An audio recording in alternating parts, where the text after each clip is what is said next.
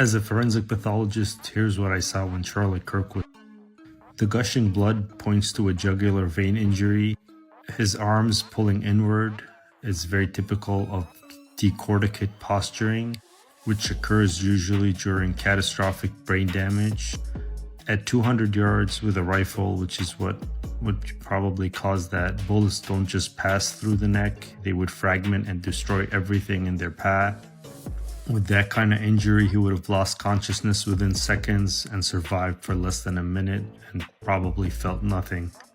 Law enforcement always finds the shooter, and violence in response to speech is never justified. The autopsy dropped, and folks are saying Charlie Kirk didn't feel a thing. From the moment he was hit, it was over instantly. This ain't a street scuffle or an accident. This reads like a straight-up execution. Don't get it twisted, but left, right, or fence sitters, this detail changes everything. People that are telling me that just within 48 hours before Charlie passed away, his top Jewish donors were pulling funding from him, demanding that Charlie take their name off of the building that they had donated to Turning Point. I guess I can figure out who that is, how many people could have donated a building. And then once Charlie was killed, they said, never mind, put it back on the building, okay? Charlie himself had alluded to a tremendous loss of money coming in, and we'll speak about that more. More people are going to come out with information. This is all inevitable, okay? And I'll also point you in this direction. You guys remember Bibi recently was on a PR blitz, despite the fact that he was, fighting this 96,000 front war because it do nothing, okay? He was doing a ton of podcasts in America. He went on to Patrick Bet-David's podcast. He went on to Brandon Tatum's podcast. He went on to the Nelk Boys podcast. Anybody find it weird he didn't do Charlie Kirk? History shows some public figures hung on after being shot, giving the nation a sliver of hope and time to react. Dr. King battled for hours in that Memphis hospital bed in 1968, and that window gave people a reason to pray. Malcolm X was rushed to Columbia Presbyterian in 1965 after being shot multiple times at the Audubon Ballroom, and medics worked on him for a stretch before pronouncing him gone.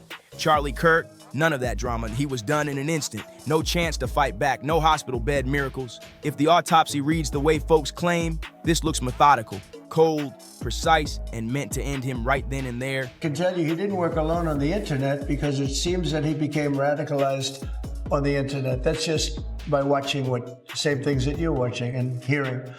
It looks like he became radicalized over the internet. And it seems like he has wonderful parents, brought in a wonderful neighborhood, smart guy, great boards, great marks, great student. And then something happened to him over a fairly short period of time. It looks like he was radicalized over the internet, and it's radicalized on the left. He's a left. A lot of problems with the left, and they get protected, and they shouldn't be protected. But as you understand, I think very well from the tone of your question. Thank you very much. Expect fatal trauma on impact. No survivable window, no slow fade, just instant wipeout. This feels less like a chaotic shooting and more like a cold, clinical, drop him where he stood job. And that detail screams intent. That ain't just about silence. It's about zero chance to fight back. No last words, no iconic bedside scene to rally a crowd.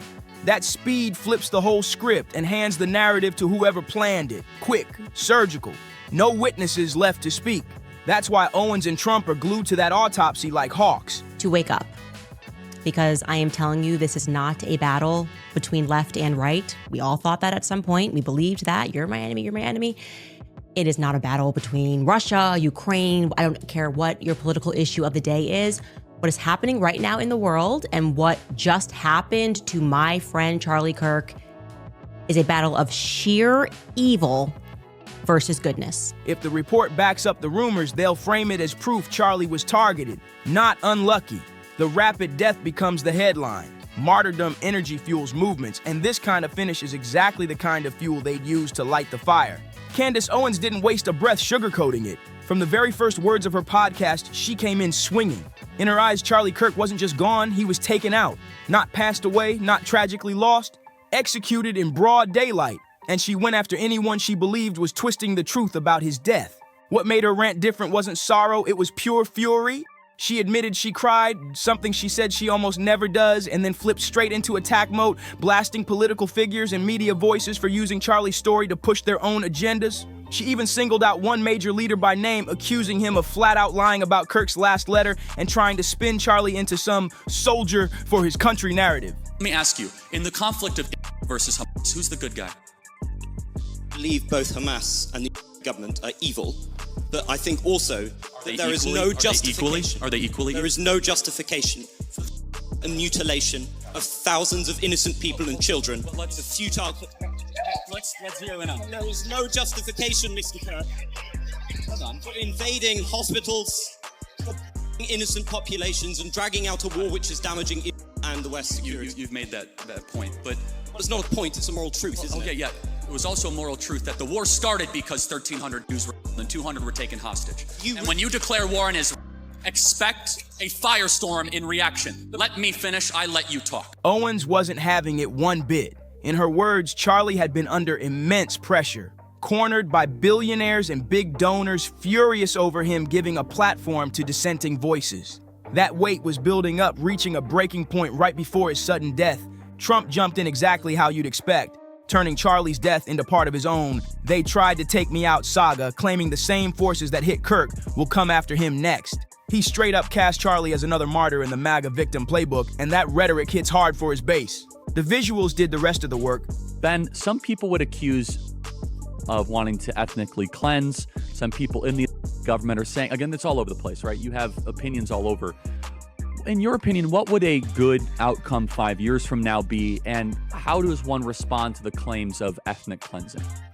So ethnic cleansing, the idea, presumably, that population movement is equivalent to ethnic cleansing. I think ethnic cleansing is a term that's been fairly recently coined to describe population movement during war. And the reality is that's been ongoing for literally all of human history. The idea that is, quote unquote, forcing people out of the Gaza Strip, that is not the stated policy of the government. The idea is if people want to leave, they can, but they're not being forced to leave. Charlie's face plastered beside U.S. and Israeli flags, the kind of imagery that lights up conspiracy feeds and amplifies anger overnight.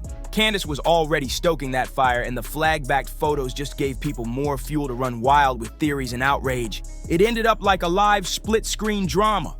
On one side, Owens going raw and emotional, painting Kirk's final days as a man under siege, refusing to bend and maybe paying the price. On the other side, Trump blows Charlie up into a symbol, a rallying cry for patriots who feel boxed in and attacked every day. Meanwhile, most other conservative voices tried to sound measured, but by then, the viral narrative had already taken over. And then the media hit. However, and I will say this, the behavior by a lot, both privately and publicly, are pushing people like you and me away. Not like we're gonna be pro-Hamas, not like we're gonna, but we're like, honestly, the way you are treating me is so repulsive. I have text messages, Megan, calling me an anti-Semite. Mainstream outlets ran with Erica Kirk's widow's speech, all powerful lines about keeping Charlie's mission alive.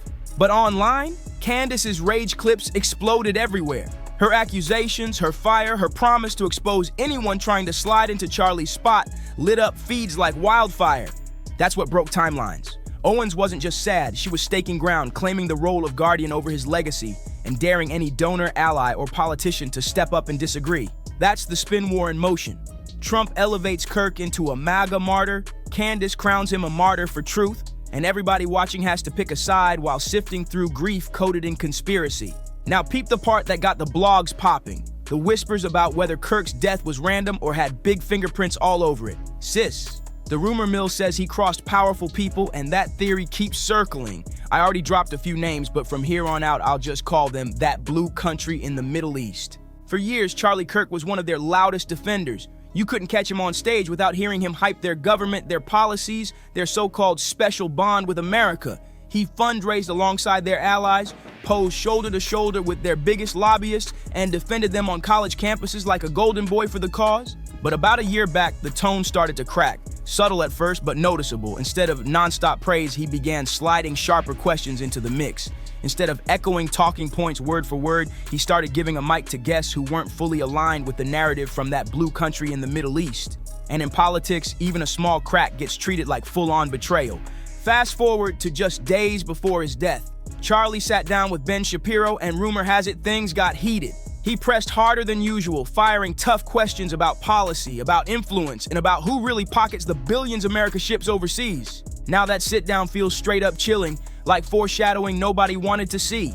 Folks are replaying those clips now, whispering, that was the moment he signed his own check. And this is where Candace Owens' podcast swerves hard into conspiracy territory.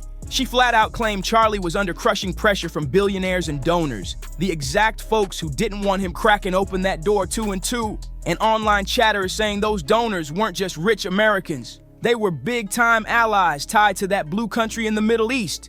If Charlie was really about to pivot away from blind loyalty, that made him dangerous. And history isn't spotless here either. Plenty of voices who challenge that region have said they got smeared, deplatformed, or cut off from funding entirely. The narrative goes, speak too loud against them and there's always a price. And in Charlie's case, some whispers claim the price wasn't just losing donors, it was ending up 6 feet under. Now, I ain't saying this theory is confirmed, but check the timeline. A full year of subtle criticism, a tense sit-down with Shapiro, Candace herself raging about billionaire pressure, and then boom. Charlie's gone instantly. No fight, no final words, just silence. That's why the streets keep buzzing, asking the raw question, was this random violence, or was it a brutal warning shot meant for anyone else even thinking of breaking ranks? Let's step back for a second, because if history shows us anything, it's that sometimes the deadliest threat doesn't come from enemies outside, but betrayal from the inside. And that's the shadow hanging heavy over the whole Charlie Kirk story. Not just who pulled the trigger, but who stood to benefit once he was gone. Remember, Charlie wasn't just another activist shouting on campuses. He was a brand, a movement, the golden face of Turning Point USA. That wasn't just a college project, it was a multi-million-dollar empire powered by donors and billionaires with Charlie as the centerpiece. Remove him and suddenly you've got a vacuum. It's an empty throne, a chair everybody claims they'll honor, but plenty are eyeing for themselves. And Candace Owens? Sis didn't bite her tongue. She warned about people sliding into Charlie's chair, and that wasn't poetic language, that was a direct shot. She knows how dirty politics can get. One day you're the voice of the youth, and the next day your so-called allies are already rehearsing their speeches, angling to crown themselves the new face of the empire. And if you think that sounds dramatic, remember, Julius Caesar's end didn't come from outsiders, it came from the very senators he trusted most. Betrayal has always walked hand in hand with power, so the burning Judas question is this: who really gains from Charlie going silent? Was it the donors whispering he'd gone off script? The conservative influencers chasing his spotlight for years? Or the political heavyweights who'd rather absorb his energy into their brand than risk him going rogue? Now, I'm not saying his inner circle plotted this, but the streets are side-eyeing how quick the vultures started circling. Turning Point leadership was already talking continuity like nothing happened, and other MAGA figures dropped tributes that sounded suspiciously like job applications. And then there's Candace, the loudest of them all, swearing she'll guard his legacy while making it crystal clear she's the one who knew the real Charlie best. But here's the flip, sis. What if there was no Judas, no billionaire plot, no shadowy allies pulling strings? What if this whole thing was just one man, one trigger, one split-second act of violence with no bigger scheme behind it? Even if that's the truth, it almost doesn't matter, because in this world, perception is reality. It's that Candace, Trump, and the whole movement already stamped it as an execution, and once that kind of narrative locks in, the actual facts don't stand a chance. The story becomes bigger than the truth, and the spin becomes history in real time. So what do you think? Was this cold conspiracy or just chaos turned into myth? Drop your thoughts in the comments. Don't forget to like, subscribe, share, and I'll see you on the next one.